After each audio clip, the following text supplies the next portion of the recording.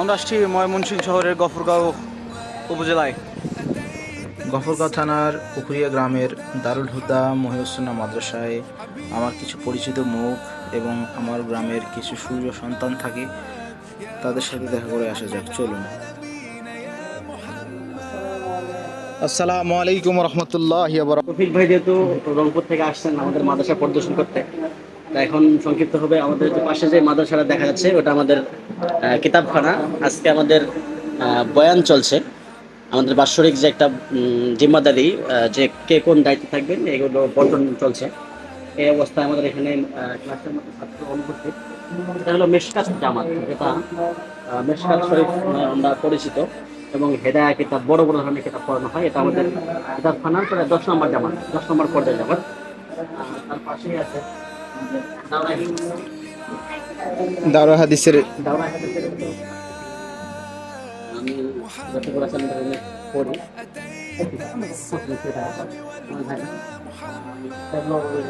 এগুলো আপনার নাম শুনছি যে বুখারী, মুসলিম, তিরমিজি, আবু দাউদ, নাসাই, ইবনে মাজাহ, এগুলো এগুলো কিন্তু একটা মানে একজনেরই কিতাব। আচ্ছা আচ্ছা, এখানে ইমাম বুখারী 18, 19, 20টা কিতাব পড়তে হয়। যে বুখারী দ্বিতীয় খণ্ড। ভাই আমাদের ঘুরিয়ে দেখাচ্ছে বিভিন্ন জায়গা এবং বিভিন্ন বই এবং বিভিন্ন হাদিসের বই, যেগুলো বিভিন্ন বড় বড় মনীষীরা লিখে গেছে আমাদের জন্য। তো চলুন, আমাদের সাথেই থাকুন এবং ভিডিও দেখুন, আপনি বুঝতে পারবেন সার্বিক অবস্থা। এই আমাদের দেখা দারুল হাদিস, ওখানে মসনদ, ওখানে হুজুর উপরে বসেন, আচ্ছা আর আমরা এদিকে নিচে বসে রাখলেন। আর এখানে লেখা দারুল হাদিস, এখানে আমাদের হালান ও সালান মারহাবান লেখা আছে। আচ্ছা আচ্ছা, পাশে আমাদের আছে উচ্চতর হাদিস গবেষণা বিভাগ, এবং ওখানে আছে আমাদের শিক্ষী, যেটা গবেষণা করে যারা মুফতি হয়, জি ওদিকে একটা ডিপার্টমেন্ট আছে, ইনশাল্লাহ পরে দেখাবো। জি।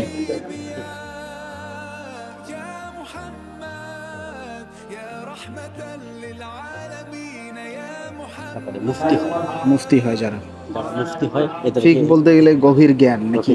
এটা এক একটা করে কিতাবের খণ্ড আছে, 52 খণ্ড, 53 খণ্ড, 30 খণ্ড, 42 খণ্ড মানে খণ্ড আছে। এবার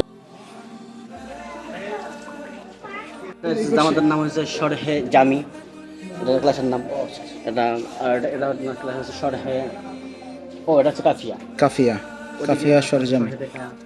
উর্দুখানা, ফার্সিখানা, মিজান, নাহবের, মানে নিচের দিকে যে সমস্ত গ্রামাটিক্যাল ক্লাসগুলো, এবং এগুলো এখানে।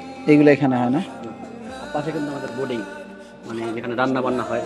হুম, আমাদের বোর্ডিংয়ে একদিনে একবেলায় প্রায় 500 ছাত্রের মতো রান্না বান্না হয়, 3 বেলায় প্রায় 500 মতো, মাশাআল্লাহ। ওদিকেও প্রায় 500 মতো, মানে প্রায় সারাদিন মিলে বেলা হিসাব করলে 2500 মতো ছেলেরা খাবার খায়। করে।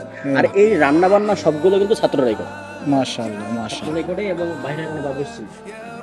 খাবারের 2400 টাকা মাস খানা। আর যারা আমাদের ছোটরা, এটা 1200 টাকা খেয়ে ফেলে, এবং 1600 টাকার একটা খাবার একটা সিস্টেম আছে। সিস্টেম আছে। এই বিস্তারিত হলে এই বাথরুম, বাইতুল খালা। বাইতুল খালা।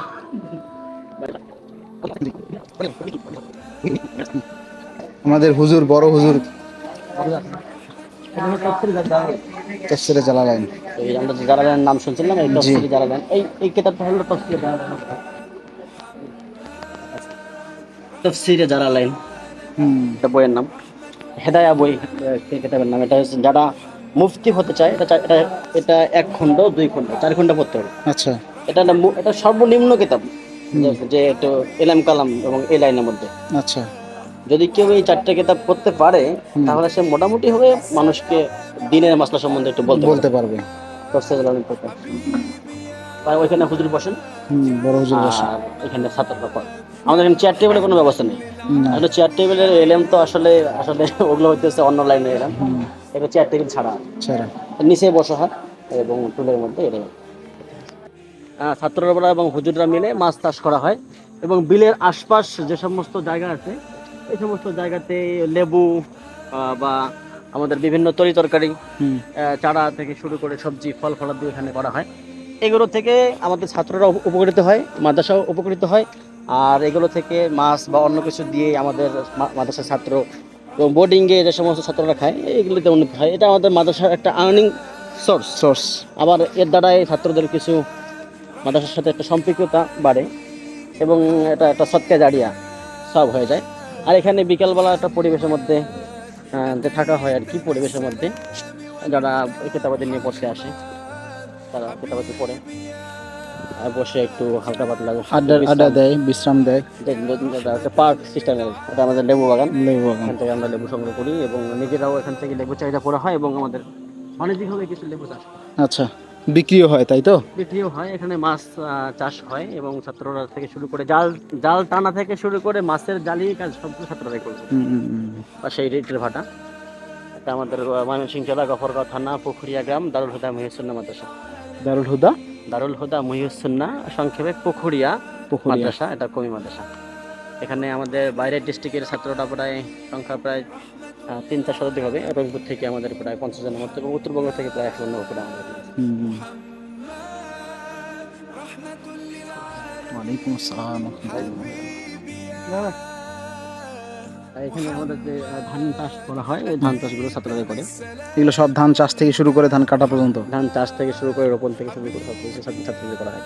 মাদ্রাসার যাবতীয় কাজ A to Z, বাহিরের কোনো ধরনের কোনো কর্মচারী বা কর্মকর্তা কেউ নেই। মাদ্রাসায় কোনো দান সদকা চাঁদা কালেকশন অন্য কিছু করা হয় না, আল্লাহর ভরসা করে সব কিছু করা হয়। মাশাআল্লাহ। আল্লাহর হুজুরের জায়গা জমি সব আর কি মাদ্রাসার নামে মাদ্রাসার নামেই করা ভাবে করা আছে, বা কিছু ব্যক্তি মালিকানাও আছে, কিছু লিজ আছে। কিন্তু ডেডিকেটেডলি আর কি মাদ্রাসার জন্যই সবকিছু ব্যবহার হয়।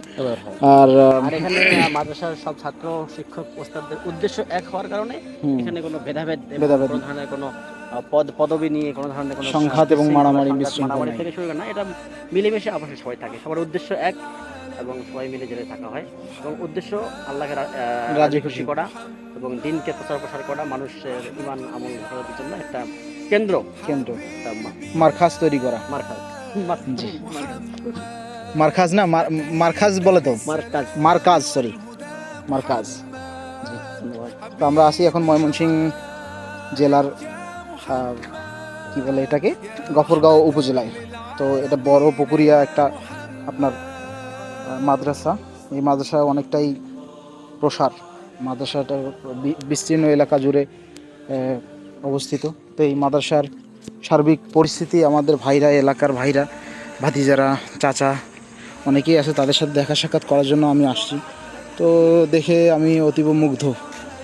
এরকম জায়গা আসলে বাংলাদেশে খুব কম আছে, বা তাদের মধ্যে যা সমৃদ্ধির একটা বন্ধন, এই যে সবাই মিলে গোসল করতেছে, এরকম একটা সিন। আবার এখানে আপনার যাদের মাদ্রাসার যে ওয়াকফ করা জমিগুলো আছে, এখানে তারা চাষাবাদ থেকে শুরু করে গরু লালন পালন থেকে শুরু করে সব কিছুই করে, রোপণ থেকে শুরু করে ধান কাটা পর্যন্ত তারাই সব কিছু করে।